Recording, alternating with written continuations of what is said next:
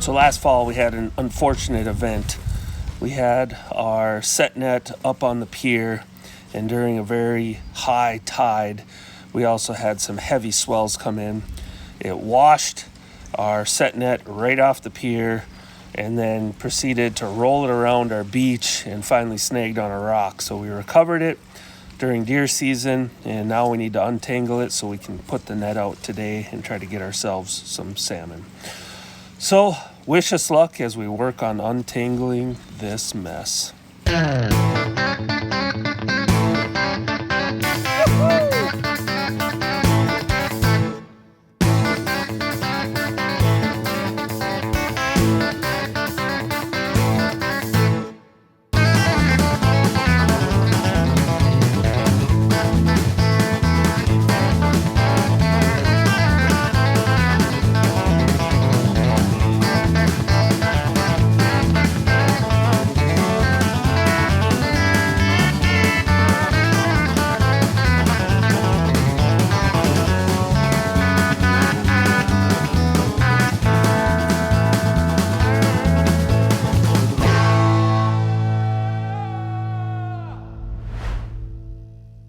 I'm super excited. We finally get to put the salmon set net out. Gavin, Lisa, and I untangled the net after last fall's disaster. We got it all set up and ready to go. Got it out on our big boat on the mooring ball. So we're going to take the dinghy out there, load the net into the dinghy, and set it. So I'm pretty excited. It's a little early in the run right now. There's some red salmon or sockeye coming through, maybe the odd silver salmon, but it's a bit early. So if we can get 5 to 10 salmon today, I'd be happy. In a couple of weeks, we should be able to score a much bigger load. So we're going to head out there. We're going to get her set up, and then Brock's going to moon me while I'm on camera. Now I got to... Okay, we've got the set net off of our boat, and we're ready to set it from the dinghy. Our net it's not a full net. We're allowed to have a 50 fathom or 300-foot net. We've only got a 200-foot net, only because I'm carrying this thing around by myself and launching it from a dinghy, pulling it back into the dinghy. 300 feet would be way too much. So I have a 200-foot net. It's about 15 feet deep. There's no restriction on how deep it can be for a subsistence permit, but 300 feet is the maximum. We're running at 200 feet. First thing I'm going to do, this is called the headline, and this has buoys attached to it. So this is going to be the top end of the net that's going to float. And then down here, we have the foot line, which is a lead core line. So that's designed to sink to the bottom. So you got your floats on the top, your lead core on the bottom, and that's what spreads the net out over that entire 200 feet. So the first thing I'm going to do, I've got a rope attached to a rock. I tied that on, and I leave that on throughout the season. But with the net itself, I set it and I take it out all in the same day whenever we're fishing with it. So the first thing I do, I have a loop at the end of my headline, and I just use a simple bowline knot to tie that on.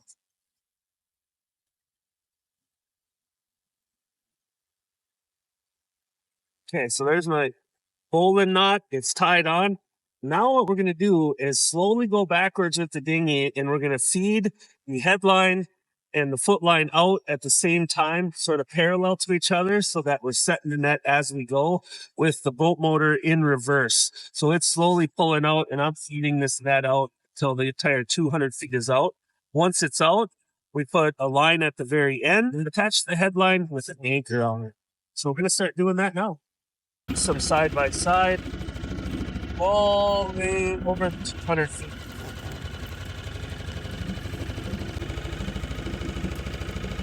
And the setting will go smooth as long as last time I took the net in, I put it in the right way, which is with the two lines parallel to each other most of the time. It's not tangled or anything like that. If I tangled it or twisted the net, I'm going to have problems right now. So far, so good. As I go, I try to pick out, little chunks of kelp weed that are in there. That can deter the fish from wanting to swim into the net. And it looks funky when there's a piece of kelp or weed that's not moving and everything else is.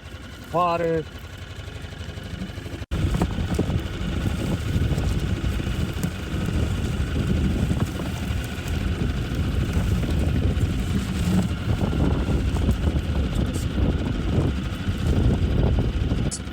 now we've got all the buoys out. So the headline is out, foot line is out, and we're down to our anchor rope.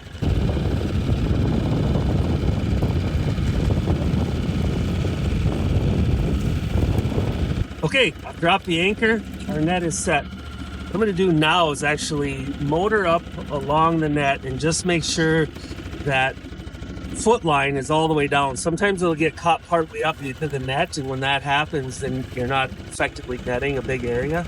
So I like to run that whole buoy headline and just make sure we're all good there. So we're going to go and do that.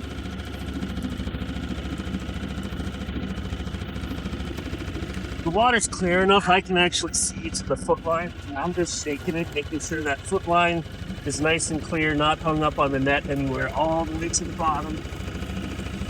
So far, so good. Okay, the net is set. It is actually set on our property, right above it. So we're gonna be up there building throughout the day. We'll probably swing out here and pull the net in about 6-7 hours, something like that. But we'll be monitoring it all day. It's right below where we're building our place out here on Kodiak. So between Roxanne and I, we'll keep an eye on it. And if for some reason the buoys really start bouncing and it looks like we have a lot of salmon in, we'll have to come out here and pull it to make sure we don't end up with way more salmon than we're allowed or that we're able to process today. So wish us luck. So here's a quick bird's eye view of the net. I'm back up on our property on the bluff. Just came down to check it out, make sure everything's going well. The net is there on our shoreline. You can see the mountains on the other side. And just be monitoring it from here throughout the day. So I see a couple of floats sitting low in the water, bouncing a little bit, which usually means there's a fish in that area. Hopefully that's the case. Be a nice quick start to have a couple already. But we'll keep monitoring it throughout the day and see how we do.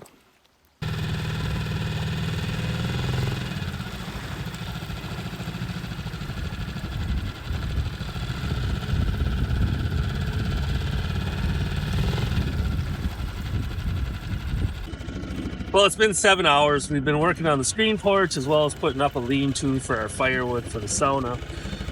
I'm hoping we got some fish in there. There's a low spot in the floats where they're kind of sitting low in the water, which usually means there's some mass in there. We're hoping it's salmon. So I've got my tool. I use this if I need to cut the net to get a fish out here. If I need to pull the net through to get the salmon out, I use this end. And just pulling up now to give it that final check. I'm so excited! Okay, let's see what we got. Point it at.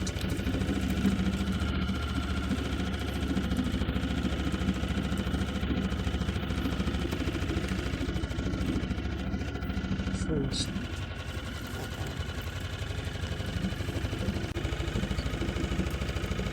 Okay. Up in the bottom, so we're off. Pulling our way in.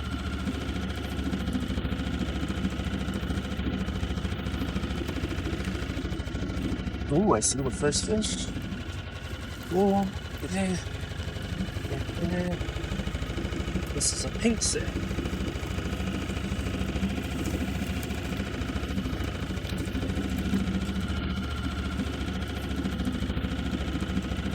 So, this is a pink salmon, and I know it's a pink salmon because you see the black on that bottom jaw, but then these spots are really indicative of the pink salmon. You got these big oval spots on both the top and the bottom of the tail, so that's a pink salmon. Okay, keep making our way.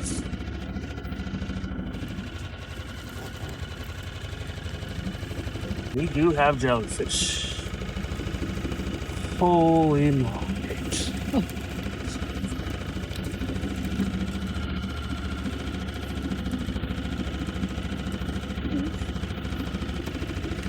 Fish. Okay, let's just see another salmon coming up. Lots of jellyfish.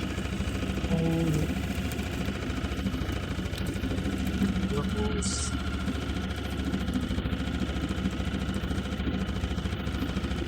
This is another pink set.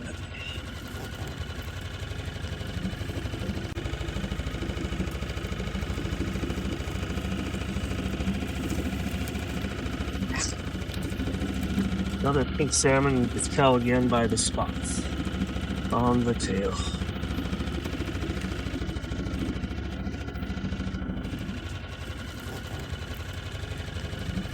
We're going to spray it out with the boat. There are so many jellyfish. Take the camera and give it a move. Look at how many jellyfish got into the net. Oh my. Ah. I have gloves on, and through the gloves I'm getting some stain. Caramba.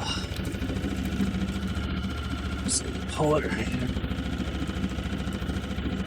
Holy jellyfish. Oh, there's another salmon. Oh, is that a king? Holy gavin. We got ourselves our first king. Look at that baby.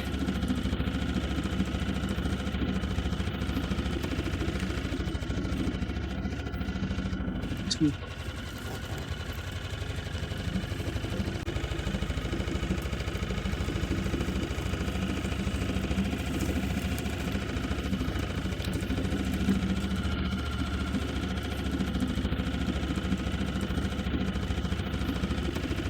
Okay. This is a king salmon. This is a really nice king.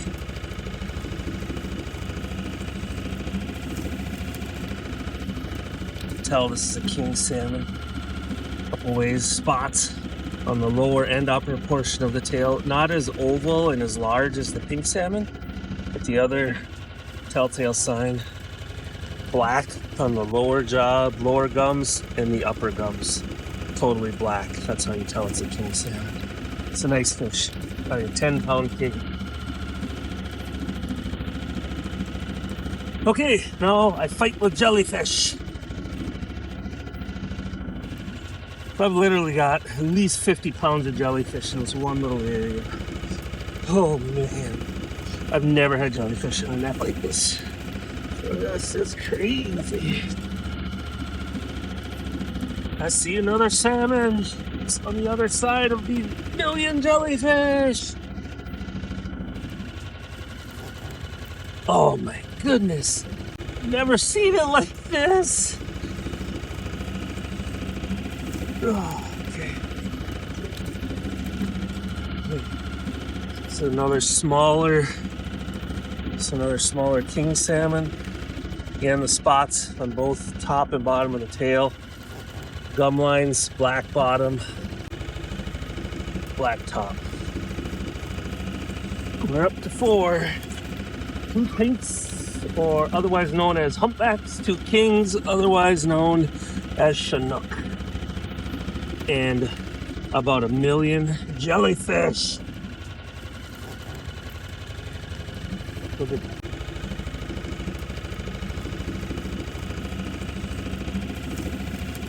All right, we got ourselves another king salmon. So 3 kings, 2 pinks so far. And about 1 million jellyfish. All right, we got to another salmon. It's another king. Beautiful king salmon.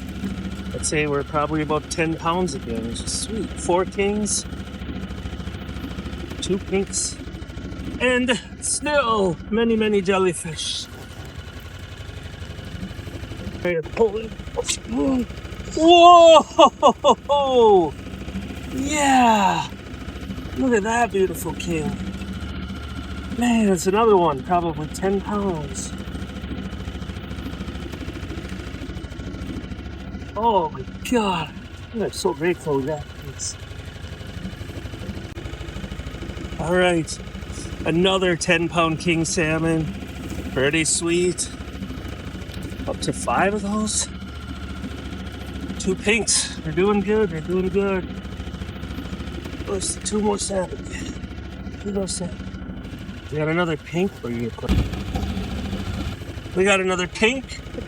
Ooh, what do we got here? What do we got here? We got a red. We got a red. Nice. A pink and a red, or red is also known as sockeye. And we got another jellyfish. Okay, I'm 75% of the way through the net. We've got at least a dozen salmon. We've got 3 different species. We've got pink, also known as humpies. We've got reds, also known as sockeye. And we've got kings, also known as Chinook. So it's been a very successful set so far. I'm looking down the net. I already see 5 more. So we're going to be, in that 16, 17 range for sure. So I'm going to keep clearing the net here for a bit. Once I get closer to the end, I'll try to give you a final tally. Wish me luck. Okay, we're at about 20 now. This is a dog or a chump. And the real telltale sign of a dog or chump is that calico pattern inside that splotched pen. So you can tell it's a dog or a chump. So we've caught 4 of the 5 Pacific salmon in this set. Almost hit the cycle. I still see at least 1 more, so I'm gonna keep fighting on. I am totally beat. We've got the whole net cleared. We've got it in the tote. I've got a tote full of salmon, and I got work to do. I got to get these cleaned up. So super productive set today. The only downside was the 100 or so mature jellyfish that I had to fight through. That was a bummer. But I have a fish cleaning table under our pier that's right on the beach. It's close enough to high tide where I think I can get away with cleaning them, getting the carcasses out in the water and have the tide take them away, so that I don't necessarily have to worry about Kodiak brown bear coming in to try to find these carcasses. So that's what I'm gonna do. Roxanne's getting me some supplies, and I'll start carving them up. But before I do, I'll give you a quick total of what we got, and I'll tell you what, I'm really happy with the results.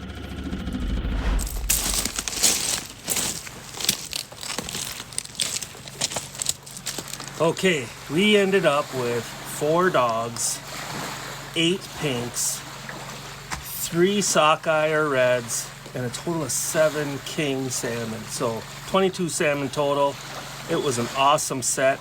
I'm gonna go record it on my permit now, and then we're gonna start cleaning these up and getting them in the freezer. So super successful day.